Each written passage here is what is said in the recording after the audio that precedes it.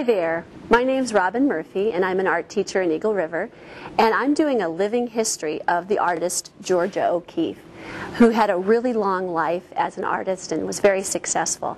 This is a way that I show my kids about an artist's life, and it's a way of helping them to see what the artist was really like in person. So I'm going to start by turning around, and when I come back, I'll be actually Georgia O'Keeffe instead of Robin Murphy. Hello, boys and girls. My name is Georgia O'Keeffe, and I was considered to be one of the greatest artists of the 20th century. Now, the type of art I did was a little bit different. Most artists from the past did realistic art, where they're trying to make a picture resemble something real. But I kind of got bored doing realistic art, and I chose to do abstract art, where the artist starts with a real subject, but then changes it, changes the shape, the texture, the color, or the arrangement of things. What I did is I looked at flowers and other things, and I zoomed in really close so that one could see almost like what a bumblebee would see in looking at a picture. One of my flowers, actually, the poppy, was made into a stamp. So if you would like one of my pictures, you can just go to the post office and actually buy a stamp. I was born November 15th, 1887, in Sun Prairie, Wisconsin, on a farm. My father was a dairy farmer. I was one of 7 children. I had an older brother, Francis, then there was me, and then I had 4 younger sisters and a younger brother, Alex. I was not like my younger sisters. They were kind of girly and just loved to have their hair done and wear dresses. I preferred to just have my hair hanging loose and running around barefoot.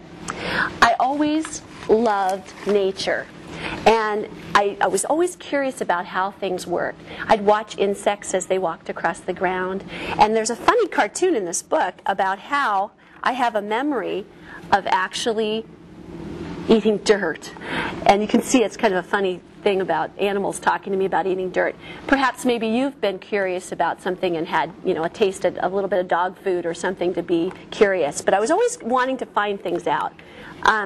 I would compete with my brother Francis, and I think that that's what made me kind of an independent girl, kind of a tomboy. When I was really young, I remember being about 12 years old and telling everyone that I wanted to be an artist someday. Now, that may not seem like such a big deal in the 2000s, but back in 1887, the only people that became famous artists were men. And so people kind of chuckled and said, "Oh, yeah, right, Georgia, you're going to be a famous artist." I was lucky because my parents really encouraged me, and I was taken to town every Saturday, and there was an art teacher there who gave me art lessons. I learned by looking at the master's artwork and copying it. Perhaps that's how you've learned to do art as well. One of my favorite things to do was, I had kind of a sense of humor, but I enjoyed drawing funny pictures of my teachers and adding a little humor. I was a good student, and after high school, I went on to study at the Art Institute of Chicago. I was lucky to be able to keep doing some art. Now, when I said earlier that I was an abstract artist, it wasn't because I couldn't do realistic art.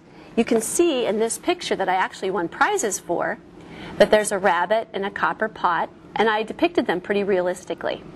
But I never really enjoyed doing this type of art. I always felt like there was something that I wanted to make my own.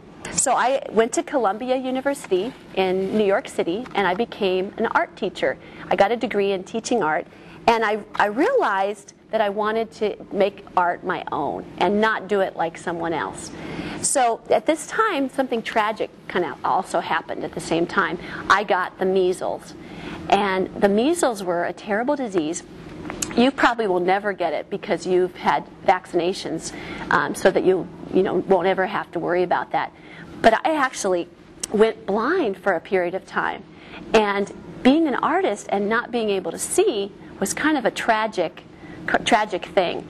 Luckily, it was only temporary.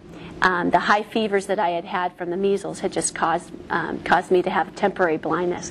When I was regained my eyesight, I really decided that I would need to really look at things a lot more closely and be able to see things and be able to depict them. This made me change a lot of my artwork. I started and I did something kind of crazy. I took all the pictures that I had made. You know, painting was like this teacher. This painting, I tried to imitate this teacher. And I put all of them in a big, huge bonfire, and I burnt them. And I started over. I took just a charcoal, a piece of burnt stick. Maybe you guys have put a stick in the fire and you wrote on a rock.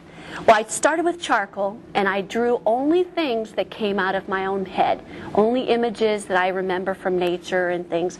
And I was really excited about doing pictures like this because they were just my own ideas.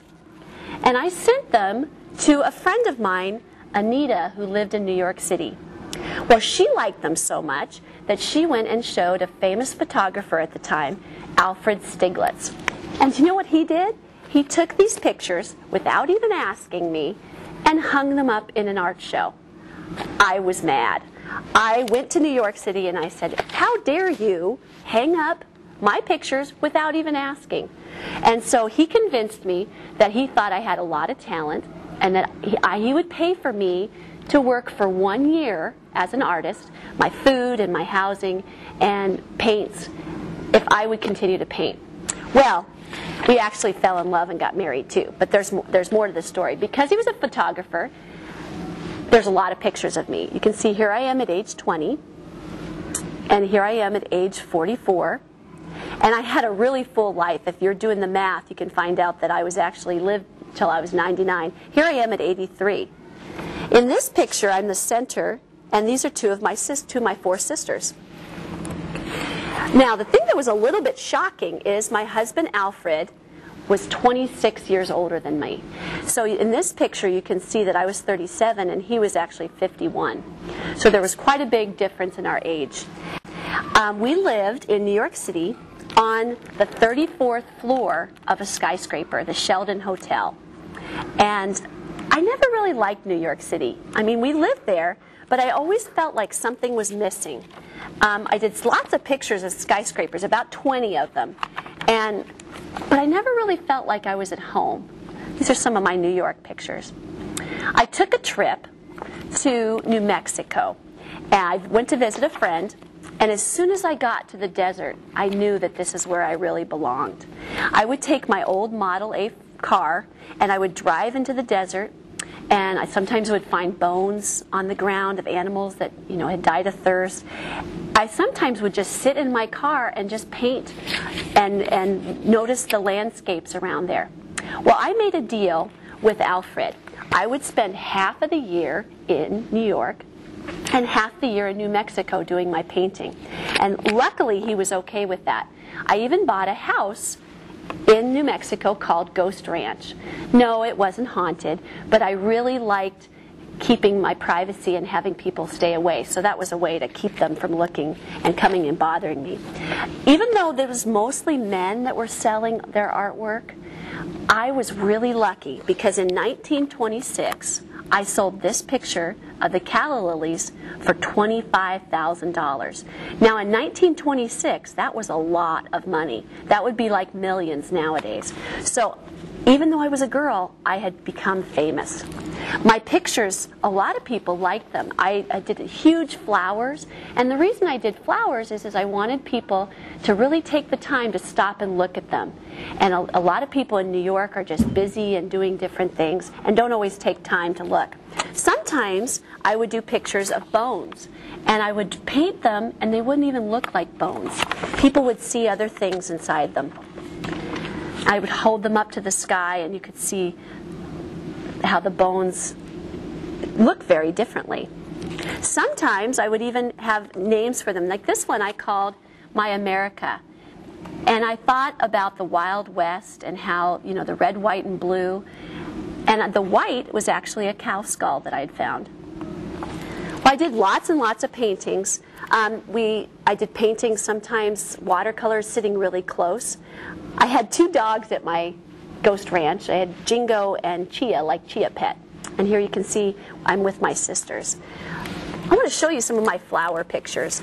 A lot of people looked at my flowers and they actually saw other things. They said they reminded them of different things. Because they weren't exactly realistic, they could use their imagination. Like this one, someone once said, oh, it's a Q-tip or something. But it's actually a part of a flower that's really zoomed in close.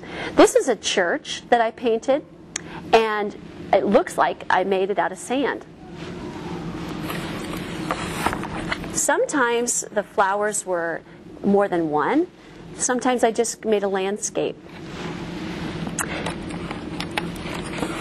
You can see with this one, I combined bones and flowers.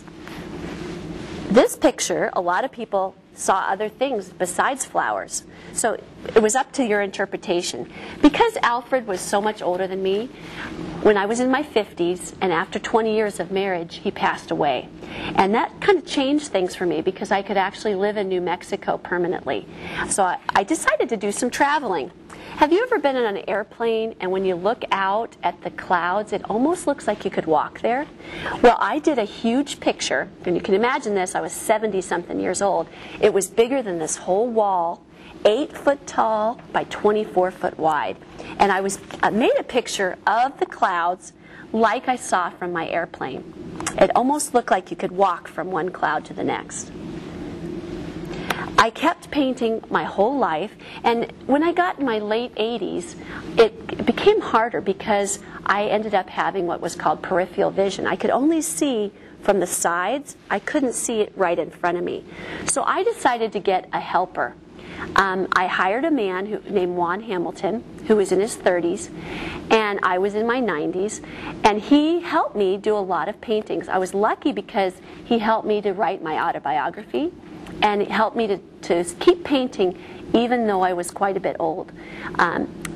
You know, I think doing art is one of the things that helped me to live to almost 100. I had that goal of wanting to be 100 years old. Unfortunately, I didn't quite make it. Now, it's kind of interesting that a lot of people thought that he was my boyfriend. He was 30 years old and I was 90. But he was just somebody that was really helpful to me. I passed away on March 6th, 1986, at the age of 99. What I'd like you to remember about me is that I did over 800 paintings in my 99 years, and I did abstract art. Whatever I did, it was my own idea and my own way of looking at something real. Thank you. Some of the resources I used for my Georgia O'Keeffe presentation was this great book by Mike Vienza. He's written books on lots of different artists, and this one is Georgia O'Keeffe. He did some great cartooning, and that was this picture that are his original cartoons. Okay. Another book I used was Portraits of Women Artists. This one is by Robin Montana Turner. And there was a lot of really neat information about Georgia O'Keeffe as well. The third book I used was by Elizabeth Montgomery, and it was a kind of autobiographical book about Georgia O'Keeffe. There is a wealth of books about Georgia O'Keeffe. She's definitely a celebrated, very, very popular artist. And there's so many books that you could find in your library that also could go along with Georgia O'Keeffe. There's some funny stories that I wasn't able to tell all the kids, but I actually tell them when I am going around with directions. And one of the things that was really interesting is she was kind of a little feisty old lady. And people, you know, TV crews and people would come to interview her. And if she was not having a day where she felt like being social, one of the things she would do, she would come out to the fence, and she would walk up to the fence and she would say, front side, back side, goodbye. And she would just walk away. And then other times she'd invite people in for tea, and she would, you know, do a whole bunch of social interaction and show them all her pictures. So it was kind of interesting. Some of the times when she was walking out in the desert, she always had a walking stick. And, you know, instead of being a scared old lady, she would see a rattlesnake and she would just chop off its head, not worry about, you know, running off or being scared. So she was definitely a person who had a real independent spirit, and she loved living in the desert in New Mexico. If you have any questions, feel free to call me or email me through Anchorage School District. Thank you.